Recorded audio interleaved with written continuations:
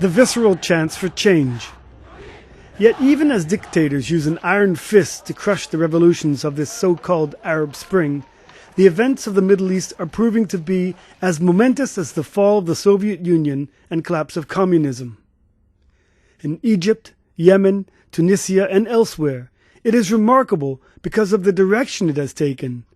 For decades, the West has been concerned that Islamist groups would overthrow the governments. At first glance, this grassroots revolution, which is sweeping the Arab world, toppling or challenging long-term leaders, appears to have been inspired by the global media and by talk of democracy. Yet beneath the surface, it appears that democracy will forever elude the Arab world, and what we are really seeing is a return to the old ways and the old divisions. It has exposed the frailty of the post-colonial artificial borders of the states of the Middle East, and manifests a return to tribalism and ethnic fragmentation that could eventually redraw the cartography of the region.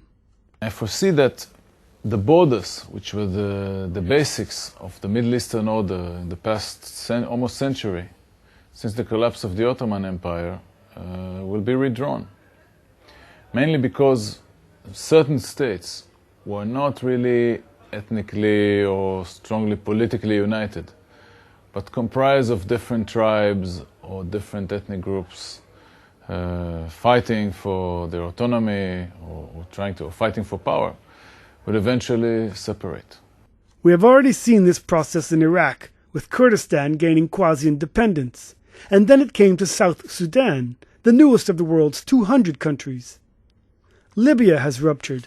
Ironically, globalization could have the contrary effect.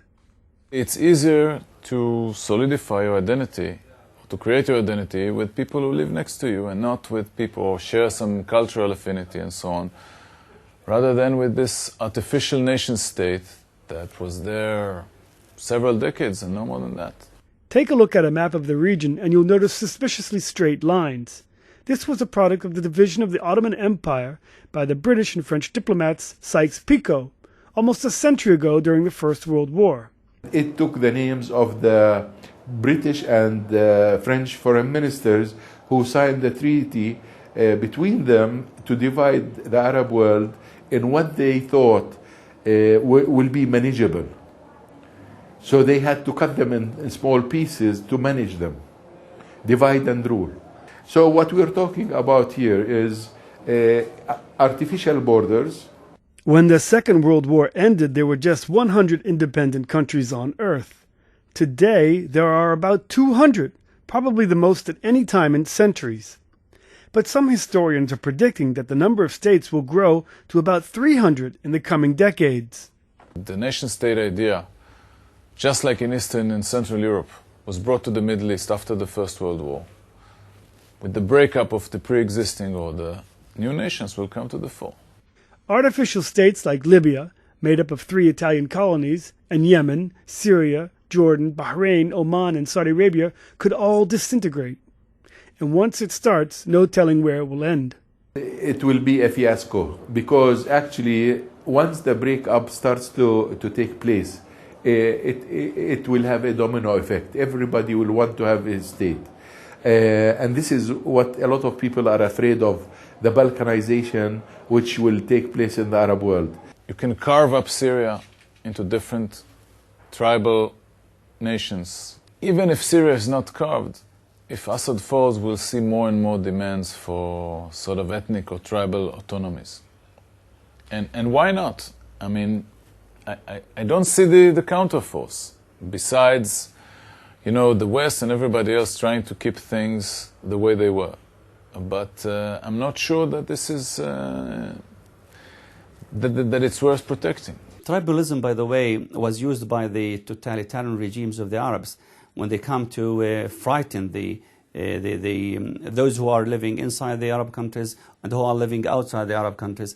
And they spoke about if you let these uprisings succeed, those uprisings will lead to bring radical organizations to power in these countries. But is this just alarmist? Could it be that the next generation is seeking to live in a country which is based not on stale Arabism built on nationalist intention, but something based on globalization. And what about the most democratized nations of the Middle East, the Palestinians and the Israelis?